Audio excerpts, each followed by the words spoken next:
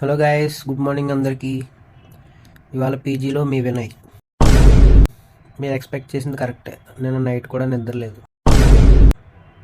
అంటే ఈ week on call ఉన్నాను కదా. యాక్చువల్లీ ఆన్ కాల్ అంటే ఏంటంటే, మీకు ఎందుకు చెప్తున్నాను ఇవన్నీ, సర్లే. ఆన్ కాల్ అంటే ఏంటంటే 24 hours సపోర్ట్ అనమాట. ఎప్పుడైనా ఫోన్ వచ్చి ఏదైనా ఆగిపోయిందంటే వెంటనే ఓపెన్ చేసి లాగిన్ అయ్యి చెక్ చేయాలి. We are like software doctors.